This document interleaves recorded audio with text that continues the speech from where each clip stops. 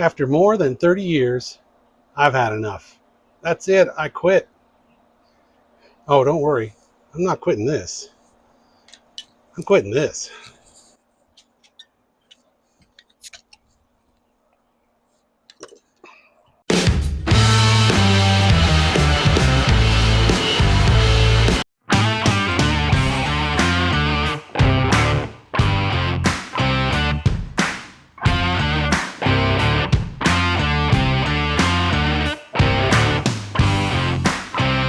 We're going full time smoking and drinking. I just retired and I'm committing everything to smoking and drinking. Today we're making a Santa Maria style tri-tip steak with Central Coast mop. Let's get smoking. Okay, we've got a 3-pound tri-tip steak, and we've got our smoker preheating to 225. We're using oak pellets today, and we're going to use a dry rub. It's basically garlic powder, black pepper, of course, kosher salt, and some paprika and some rosemary. I'll leave the ingredients to that at the end of the video, so you can pause that if you're wanting to follow along at home. We're also going to make a mop sauce. It's a Central Coast style mop sauce, and we'll get to that in a little bit. But let's get started on the tri-tip here. First thing we want to do is just pat it dry. We'll get some of that moisture off of there. First thing we need to do is mix all our seasonings together. Our garlic powder, of course, black pepper, our kosher salt, paprika. Paprika gives it a nice red color and a little bit of flavor, and our rosemary. Get it mixed together real good. Okay, and then get some olive oil on here as a binder. Probably wouldn't need it. The tri-tip is still a little moist, but that's okay. We'll just follow the steps, and we want that seasoning to stick to the tri-tip so it gets into the meat. Sprinkle some of our dry rub on the back side. Let's do it this way. I think that'll work a little better. There we go. This is a little different than my normal beef style rub. Okay, and then we're going to get the other side. There we go. I'll save a little bit of that, and I'll put it upside down and put the rest back on the first side when we get it on the smoker.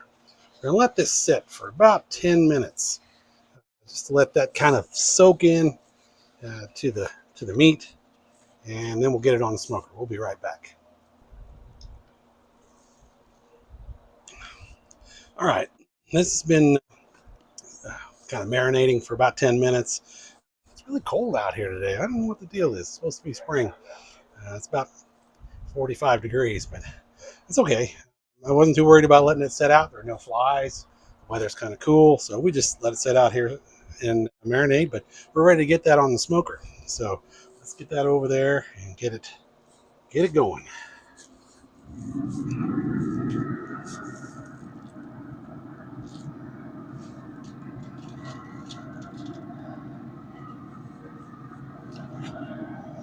Put the rest of this dry rub on the fat side.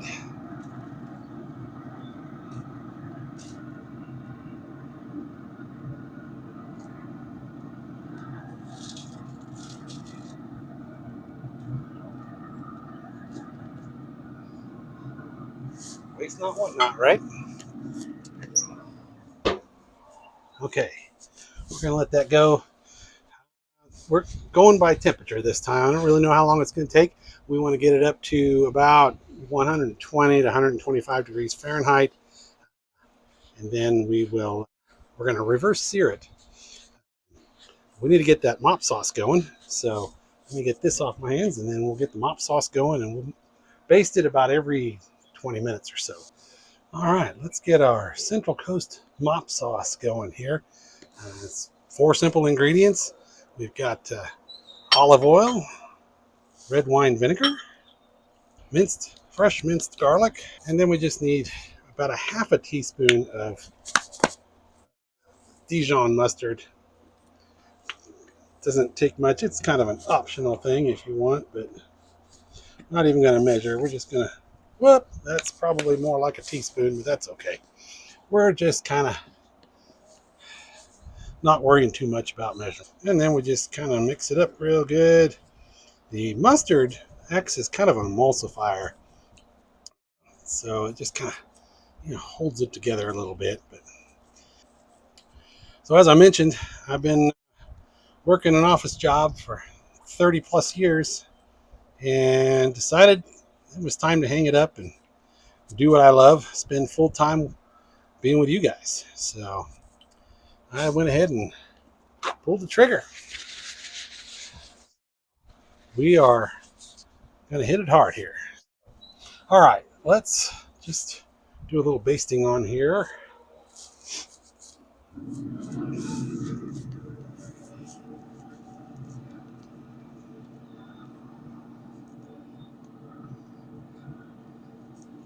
It is a mop sauce, but I'm not mopping. Can't find my mop.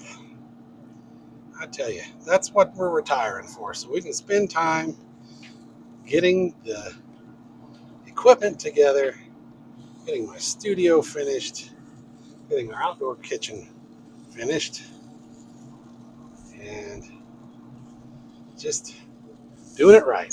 All right, we're gonna let that go. We'll check back in about 20 minutes. We'll hit it again with the mop sauce, but we'll check back. I'm gonna have a little more cocktail here. I don't know, is beer a cocktail? We'll be back in a minute. All right, it's been another 20 minutes. We go ahead and baste this again with the mop sauce, or mop it.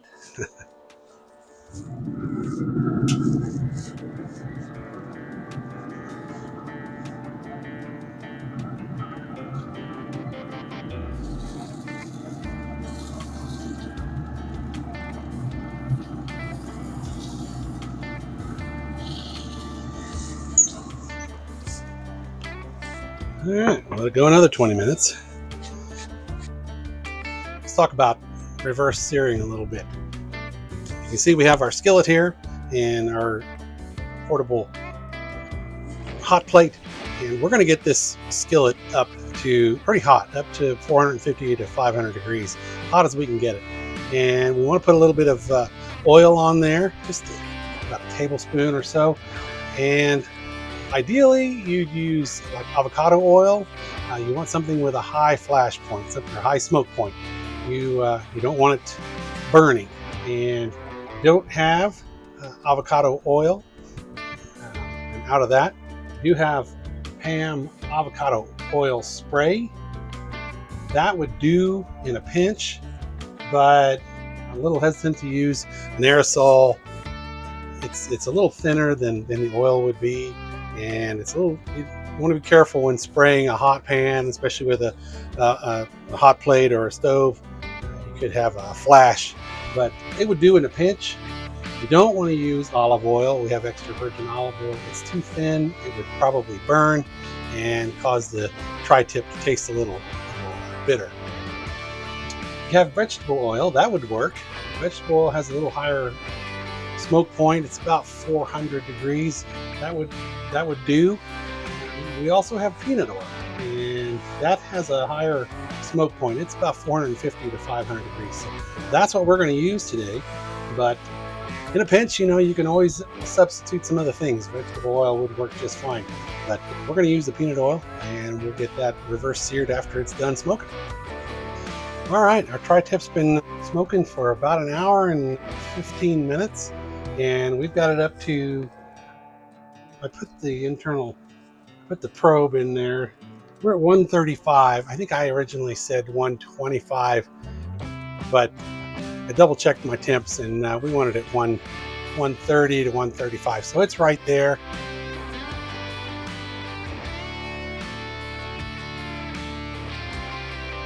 So let's get that off.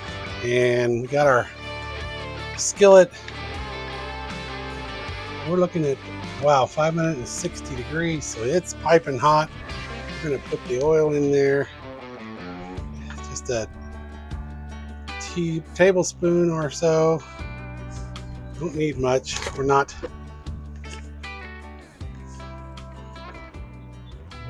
boiling it or simmering it. We are searing it. So that is good to go. Let's get this off. Get our temperature probe out of there.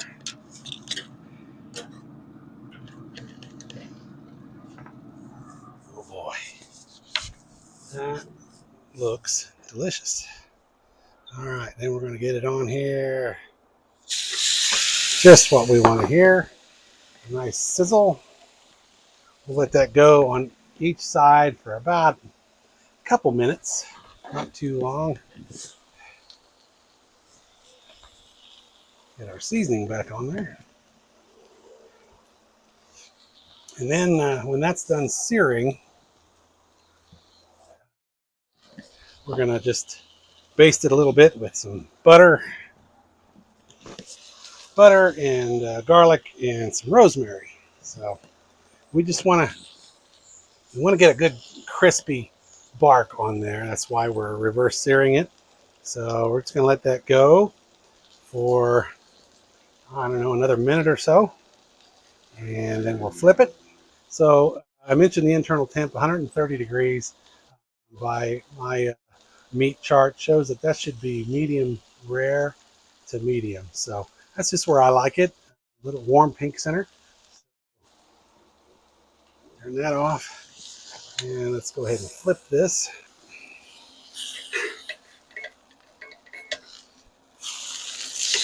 Oh, there we go.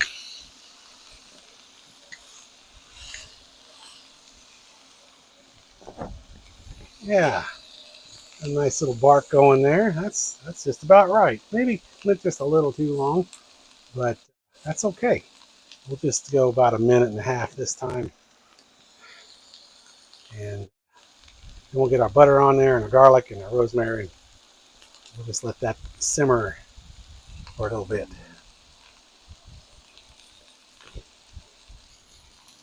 All right, what I'm going to do is turn that temp down a little bit. We don't need it blazing hot for this.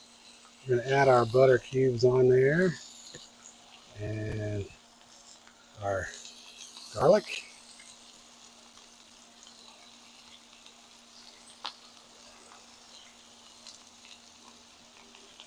And our rosemary sprigs.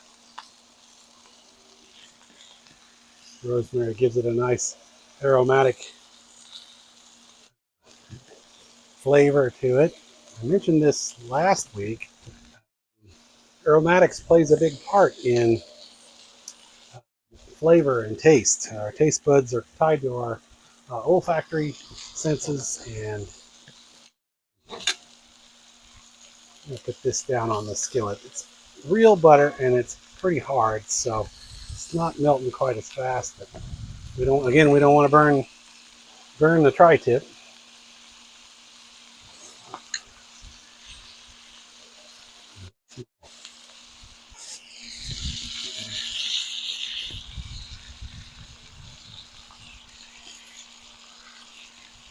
Oh boy, that's going to have a nice buttery garlicky flavor. Turn that off.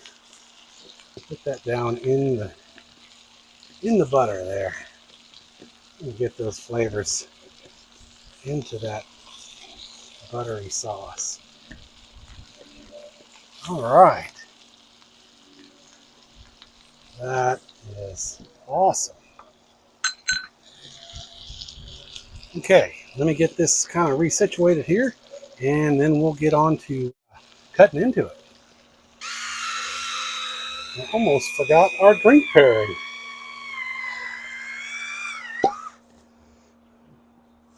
Have a bottle of Cabernet Sauvignon that I made. It looks like June of 23. That makes it a couple years, almost 3 years old. Wow. It's I call it the Millie Jean. I don't know if you've watched any of my winemaking videos, but I name my wines after family members, including the pups. But I made this one. I made a video on that. I'll leave a link up here if you want to see how I made that one.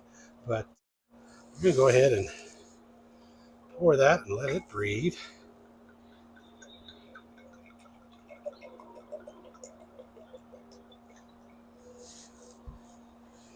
Oh wow!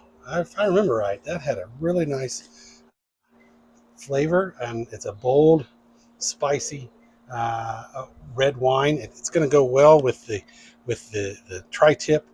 Those spices are gonna blend nicely with the aromatics and the seasonings we have on the tri-tip. But enough talking. Let's cut into this. A tri-tip. It needs to be cut a little bit differently than most cuts of meat. As you know, you always want to cut against the grain. In a tri-tip, it actually has two directions that the grain goes. There's kind of a dividing line right down the middle. I think if I flip it over, you might be able to see it a little better on the other side. Maybe. So, yeah, so there's a line, kind of an invisible line right here. And on this side, the grain goes this way.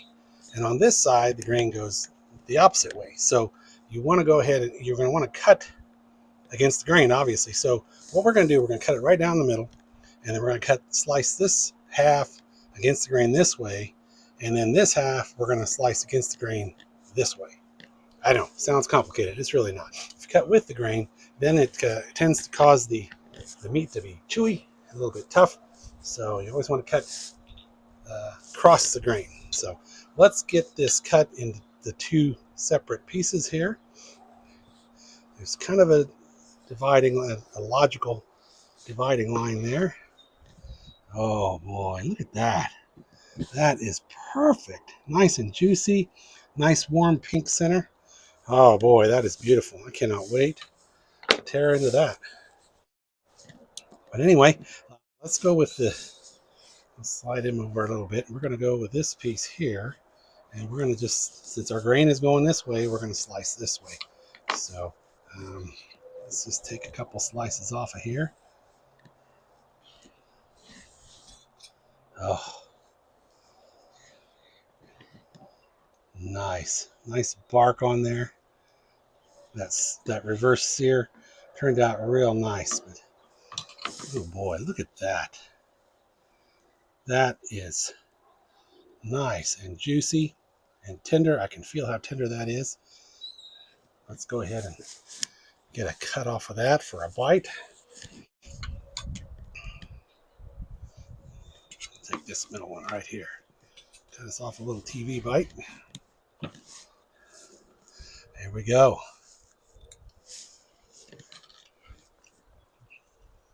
Oh, wow. That is fantastic. It is so tender. It's juicy. And it's got a lot of seasoning on it. The rub that we put on is really blended in there, and like I said, the buttery garlic and rosemary saute that we put on the top, that really rounds it out nicely. Let's try the Cabernet Sauvignon.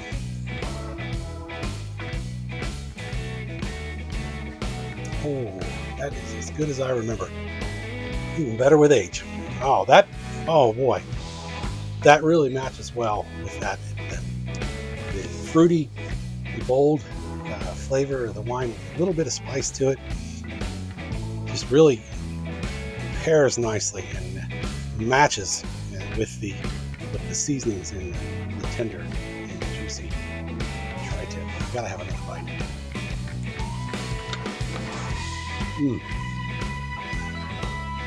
Wow, I can't get over how tender that is. My brother-in-law has been raving about these, and been wanting me to try it, and he's right. They are just fantastic. Wow.